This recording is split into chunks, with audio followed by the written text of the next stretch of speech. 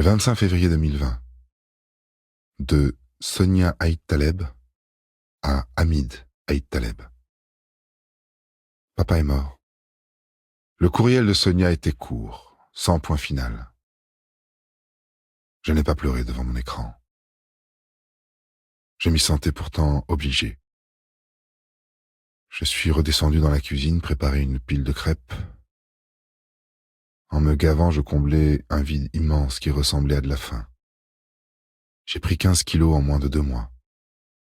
En Angleterre, où je me trouvais, le confinement sanitaire, un mois plus tard, le 23 mars 2020, masquait auprès des amis qui ne me voyaient plus que sur cet écran la véritable cause de ma nouvelle silhouette.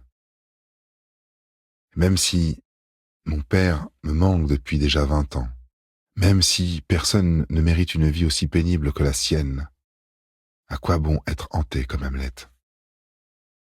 Je ne cherche pas la vengeance, contre qui d'ailleurs? J'entends des voix souvent déchirantes s'élever contre l'exploitation qu'elles confondent avec la France. Les mots de Camus en Kabylie me reviennent. Et si nous avons un devoir en ce pays, il est de permettre à l'une des populations les plus fières et les plus humaines dans ce monde de rester fidèle à elle-même et à son destin. Je dois tout à la France. Aux bonnes sœurs de Normandie qui m'ont habillé dans ma prime enfance, aux professeurs qui m'ont élevé, aux docteurs qui m'ont soigné, aux bibliothécaires qui m'ont nourri, aux conducteurs de train et de bus qui m'ont transporté, aux HLM qui m'ont logé.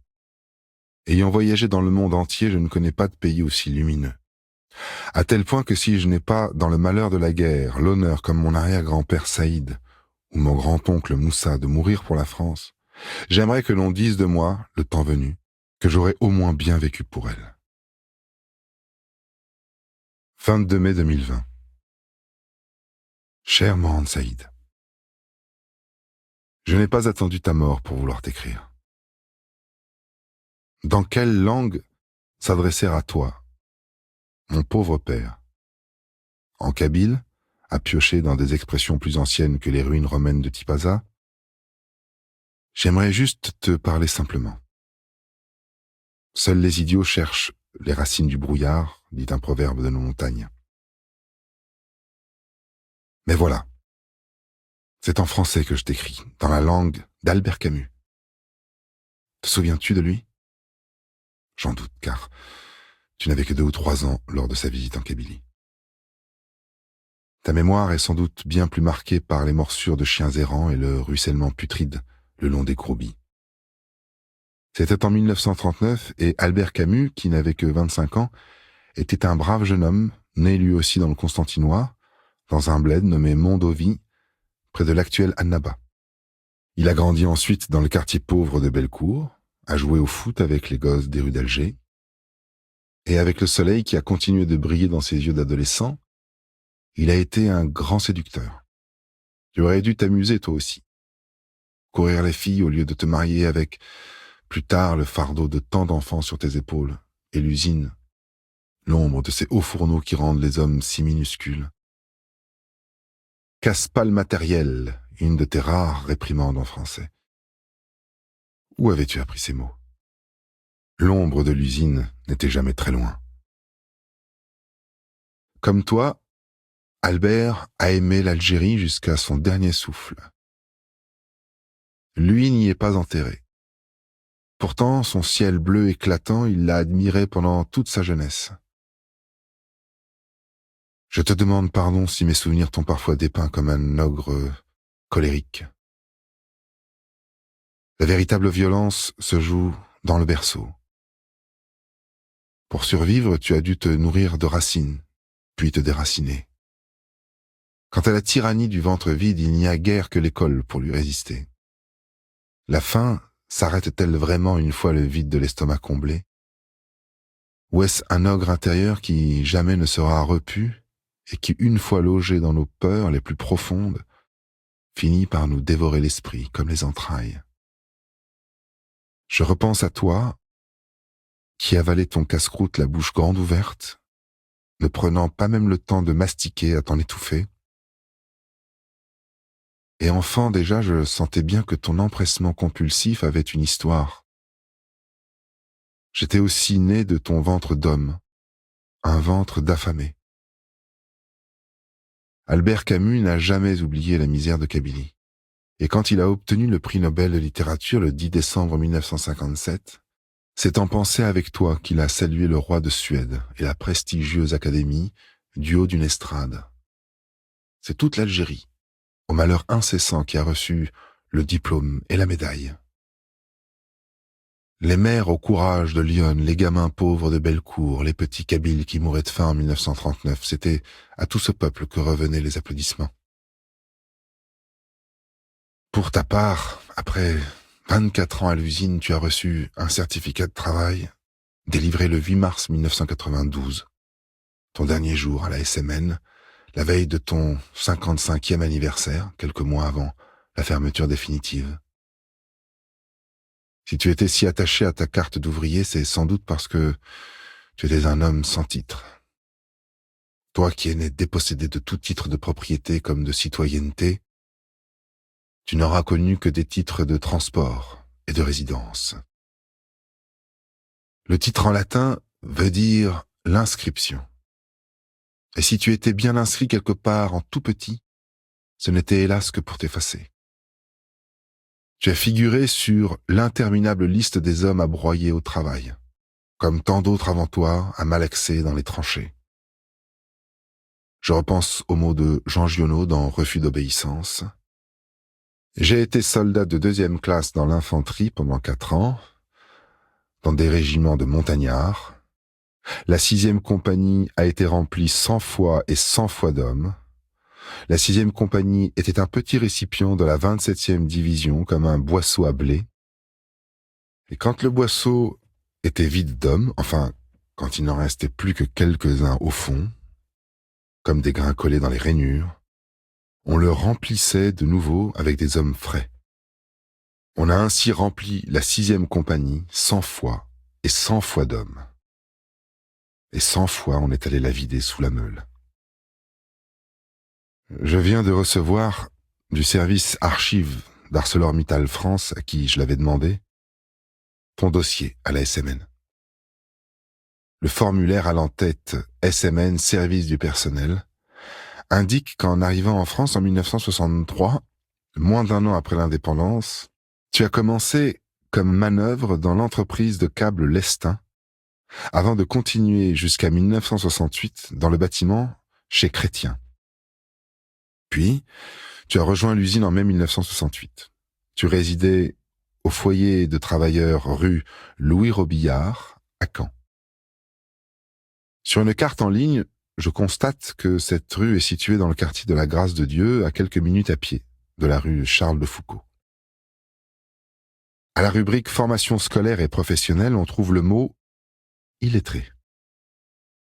Le dossier comporte quelques permissions, comme celle pour se marier en Algérie du 8 août au 1er octobre 1970, avec toujours sur les bulletins des appréciations scolaires du chef de service, bien ou bon élément. Dans une fiche d'état civil jointe au dossier figurent les noms de tes parents, Abdallah Ben Ammar Aïd Taleb et Keltoum Belloul.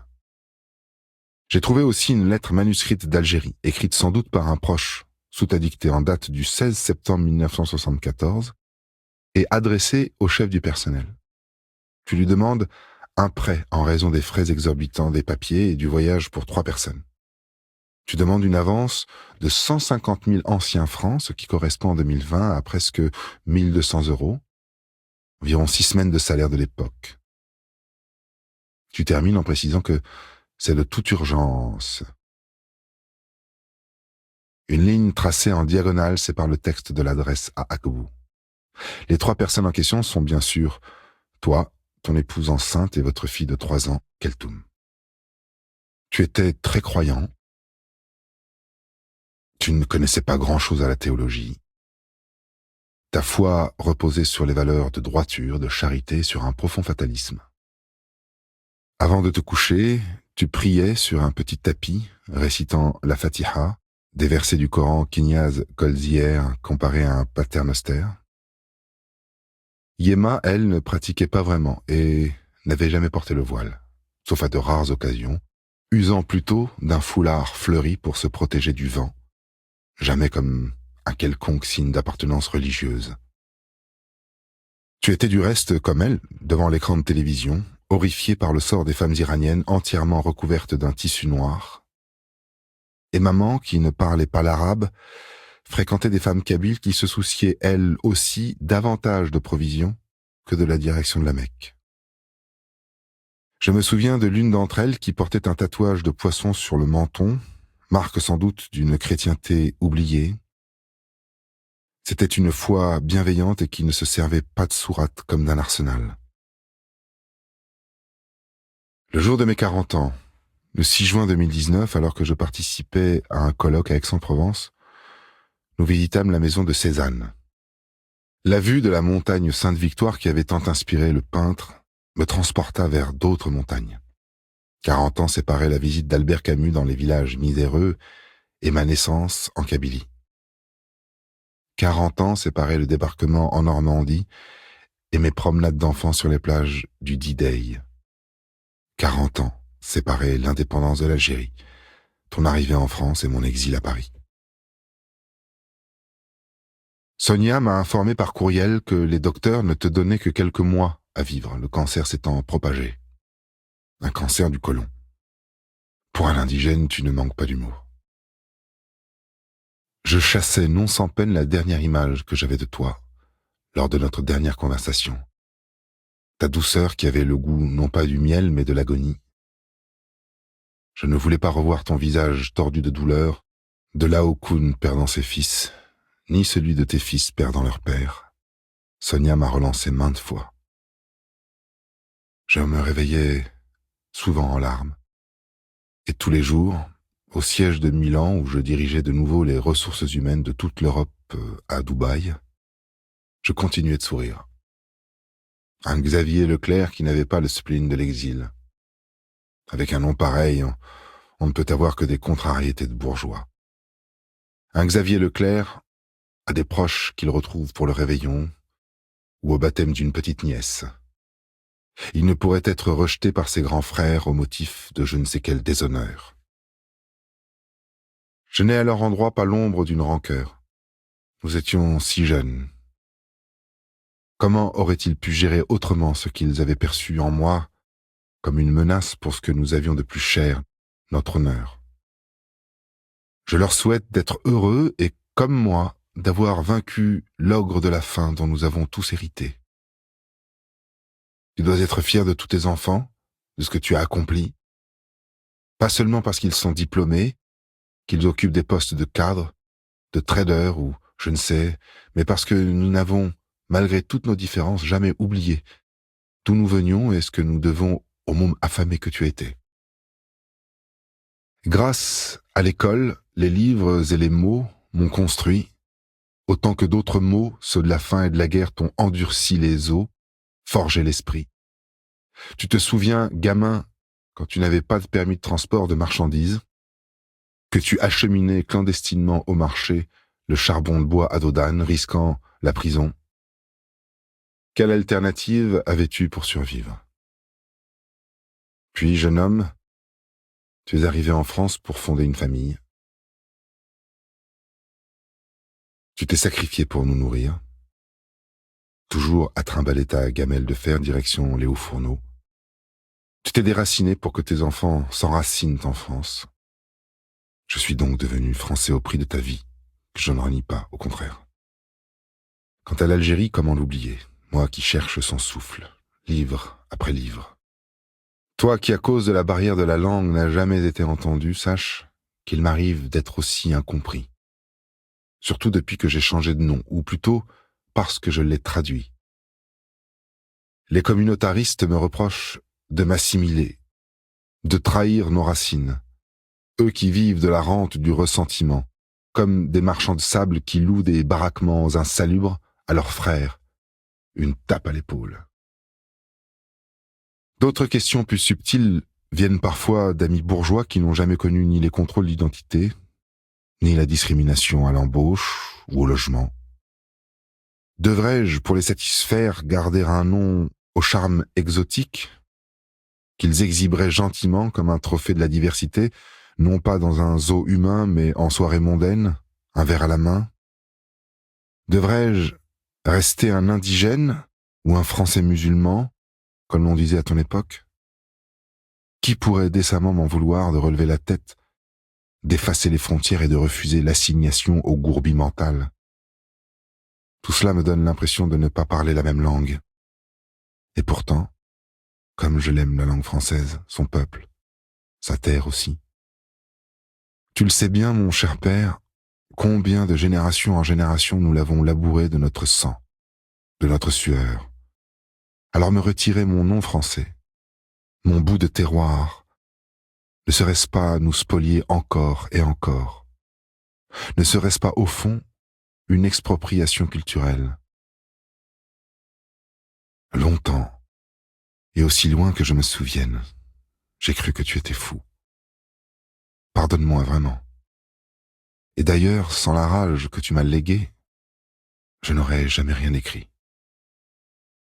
Non, ce qui m'a induit en erreur, ce ne sont pas tes emportements, mais ton silence. À vrai dire, cela m'était moins douloureux que d'admettre que nous avions en commun, durant toutes ces années, une profonde solitude. J'espère que tu reposes en paix. Je ne t'ai pas dit au revoir, ou plutôt si, ce soir, lointain, tu te souviens, où tu avais pressenti l'orage bien malgré toi. Je suis assis sur les quais de Seine, à griffonner mes dernières lignes. Le printemps est revenu, le fleuve est scintillant, pas un nuage dans l'horizon si bleu qui nous relie, toi et moi, et que j'accepte comme un don du ciel. Xavier.